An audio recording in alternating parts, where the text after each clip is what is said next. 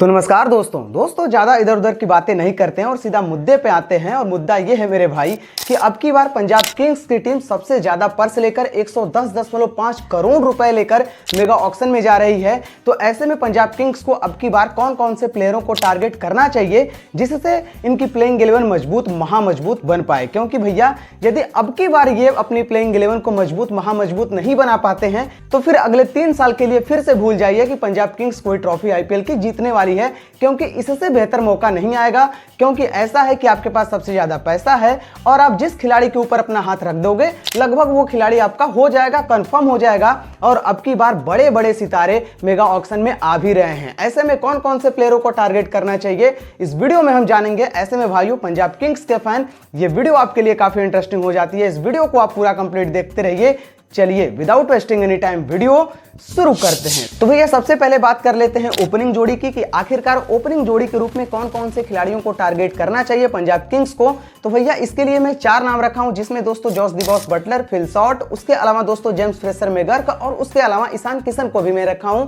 ईशान किशन को मैं इसलिए रखा हूं क्योंकि प्रभसिमरन सिंह का बैकअप में देख रहा हूं। यदि प्रभसिमरन सिंह का उस तरह का पारी नहीं आता है या फिर कुछ भी रीजन होता है, इंजरी का कुछ भी प्रॉब्लम होता है तो वहां पर मैं ईशान किशन को रख के चल रहा हूं।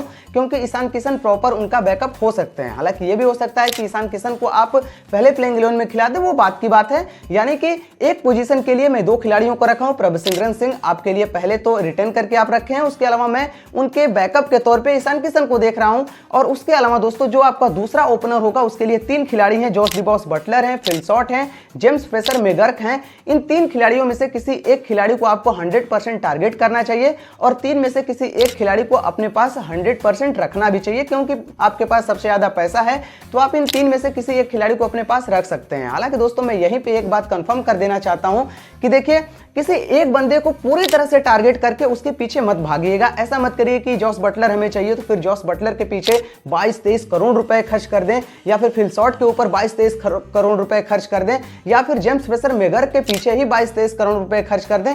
आपको ऐसा नहीं करना है। आपको देखना है कि 3 में से जो सबसे कम प्राइस में मिल सकता है हम उसको लें। यदि आपको जेम्स फ्रेजर मैकगर्क ही 12, 13, 14, 15 करोड़ में मिल जा रहे हैं तो फिर आपको उनके पास जाना चाहिए। ना कि आपको ऐसा करना चाहिए कि भाई हमको जॉस बटलर ही चाहिए, चाहे उसके लिए जितने पैसे खर्च करना पड़े।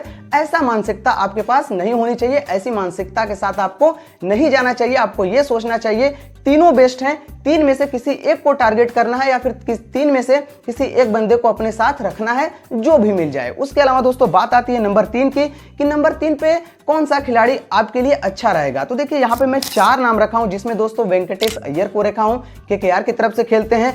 अंगक्रिंस रघुवंशी को रखा हूं, पिछले साल आईपीएल में डेब्यू किए थे, केकेआर टीम से खेले थे, काफी अच्छा खेले थे, युवा बल्लेबाज है। उसके अलावा दोस्तों लियाम लिंगस्टोन को रखा हूं। उसके अलावा दोस्तों नीतीश राणा को रखा हूं। ये 4 ऐसे खिलाड़ी हैं जिसमें से किसी एक खिलाड़ी को भी आप पा जाते हैं तो भैया आपके लिए काफी बेहतर होगा। क्योंकि देखिए 9 टीमें और भी होंगी जो मेगा ऑक्शन में होंगी, तो ऐसा नहीं है कि आप जिसके ऊपर पैडल उठाएंगे वो आपका हो जाएगा, ऐसा तो नहीं है। इसलिए मैं 4 नाम बता रहा हूं। यदि 4 में से किसी एक खिलाड़ी को भी आप पा जाते हैं तो आपके लिए काफी बेहतरीन होगा। वेंकटेश अय्यर मिल जाते हैं, बहुत बढ़िया हो जाएगा। अंगक्रिंस रघुवंशी मिल जाते हैं तो भी बढ़िया होगा क्योंकि फ्यूचर में आपके लिए स्टार साबित हो सकते हैं। लियाम लिंगस्टोन को भी आप अपने साथ रख सकते हैं। उसके अलावा दोस्तों नीतीश राणा भी उतने बुरे विकल्प नहीं होंगे। ऐसे में इन 4 में से कोई एक खिलाड़ी मिल जाता है तो आपके लिए काफी बेहतर होगा। उसके अलावा दोस्तों बात आती है नंबर 4 की।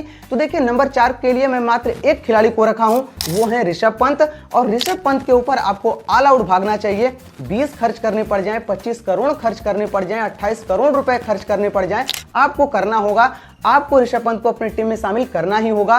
क्योंकि यदि आप ऐसा करते हैं तो आपको एक विकेट कीपर मिल जाएगा, मिडिल ऑर्डर में खेलने वाला बल्लेबाज मिल जाएगा, आपका सबसे अच्छा कहीं ना कहीं कैप्टन मिल जाएगा जिसकी आपको तलाश है।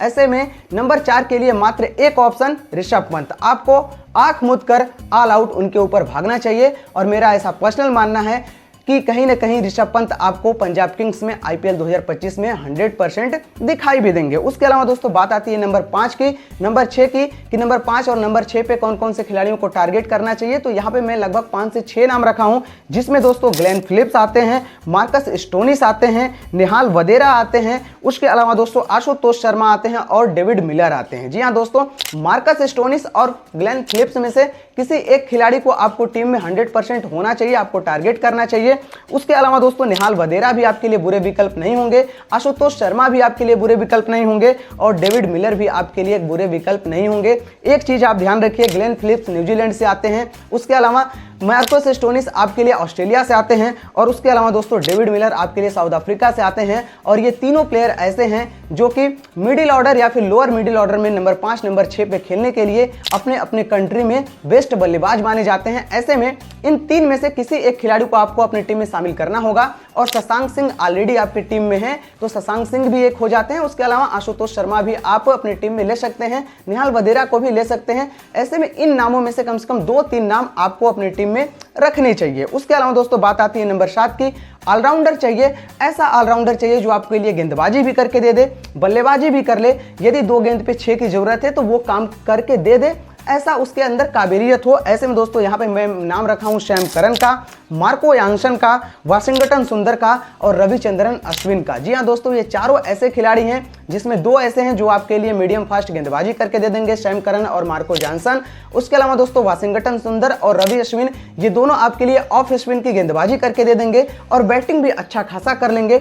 ऐसे में दोस्तों मेरा ऐसा पर्सनल मानना है कि सैम करन या फिर उसके अलावा मार्को यानसन में से किसी एक खिलाड़ी को अपनी टीम में रखना चाहिए और उसके अलावा दोस्तों वाशिंगटन सुंदर या फिर रविचंद्रन अश्विन में से किसी एक खिलाड़ी को आपको अपनी टीम में रखना चाहिए। मैं मानता हूं कि सभी के सभी तो नहीं मिल पाएंगे क्योंकि बाकी टीमें तो वहां पे थाली बजाने आई नहीं है, वो भी यहां पर बिड करने ही आई हैं, लेकिन कम से कम एक प्लेयर 2 प्लेयर आपको अपनी टीम में 100% रखने चाहिए। उसके अलावा दोस्तों बात आती है नंबर 8 की, जहां पर आपको एक अच्छा खासा स्पिनर चाहिए। हालांकि नीचे स्पिनर चाहिए होते हैं लेकिन मैं फिर भी नंबर 8 पे स्पिनर की बात कर रहा हूं। तो उसमें आते हैं दोस्तों यजुवेंद्र चहल, सुयश शर्मा केकेआर की तरफ से खेलते थे, पिछले साल ज्यादा खेलने का मौका नहीं मिला लेकिन आईपीएल 23 में जबरदस्त प्रदर्शन था। उसके अलावा दोस्तों एडम जंपा ऑस्ट्रेलिया से आते हैं, राहुल चहर और उसके अलावा दोस्तों आप ही की टीम से खेलते थे हरप्रीत बरार। ये 4-5 ऐसे नाम हैं जिसमें से 2 नाम आपको अपनी टीम में रखने चाहिए, चाहे वह सुयश शर्मा हो सकते हैं, यजुवेंद्र चहल हो सकते हैं, हरप्रीत बरार हो सकते हैं, एडम जंपा भी हो सकते हैं। तो ऐसे में इन 3-4 नामों में से कम 1-2 नाम अपनी टीम में आपको शामिल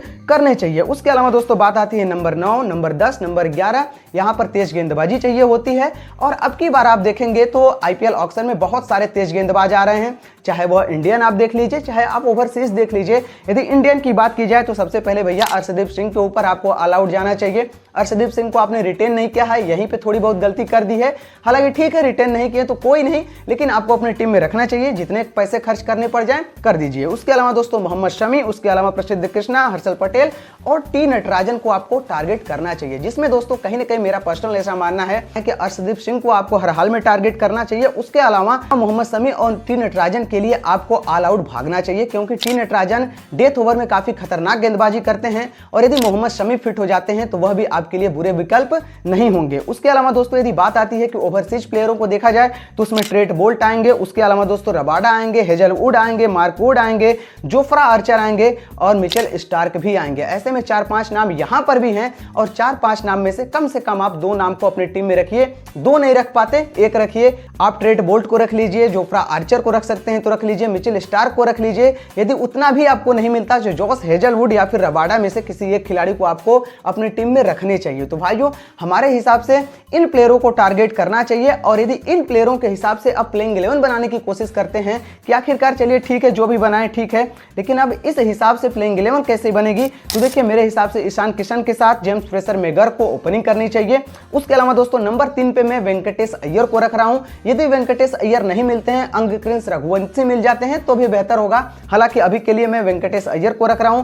4 नंबर पे ऋषभ पंत श्योर शॉट हो जाते हैं। 5 नंबर पे मैं ग्लेन फिलिप्स या फिर मार्कस स्टोनिस में से किसी एक खिलाड़ी को रख रहा हूं। मानता हूं चलिए दोनों नहीं मिल पाएंगे, मिल जाते हैं तो काफी बेहतर है। यदि नहीं मिलता है तो 2 में से किसी एक को आप खिलाइए। नंबर 6 पे मैं शशांक सिंह को खिला रहा हूं। शशांक सिंह का अच्छा प्रदर्शन नहीं आएगा तो आशुतोष शर्मा को खिला लूंगा।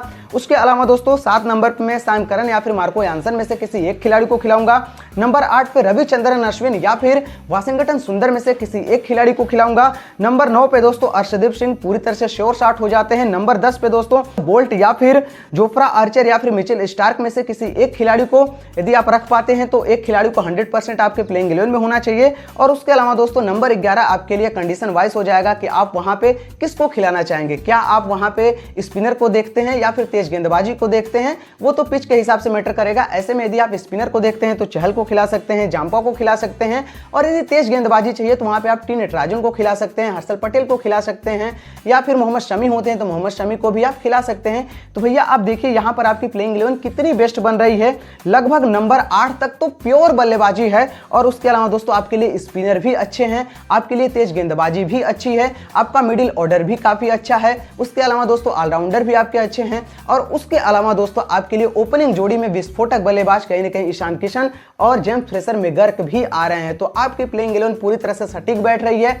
बैकअप भी आप साथ लेकर चल रहे हैं, ऐसा नहीं है कि आपके पास बैकअप नहीं है तो आप बैकअप भी लेकर साथ चल रहे हैं। तो ऐसे में इन प्लेयरों को आपको टारगेट करना चाहिए। वैसे दोस्तों यदि आप पंजाब किंग्स के फैन हो तो आप कमेंट बॉक्स में लिखकर ये बताइएगा कि आपके हिसाब से पंजाब किंग्स की प्लेइंग 11 कैसी होनी चाहिए, कौन कौन से खिलाड़ियों को टारगेट करना चाहिए। कमेंट बॉक्स में लिखकर अपना फीडबैक जरूर दीजिएगा। बाकी दोस्तों यदि हमारी वीडियो पसंद आई हो, जानकारी पसंद आई हो, तो वीडियो को लाइक करके चैनल को भी सब्सक्राइब जरूर करिएगा। चलिए भाइयों, मिलते हैं नेक्स्ट वीडियो में किसी और वीडियो के साथ। यहां तक वीडियो देखने के लिए दिल से धन्यवाद।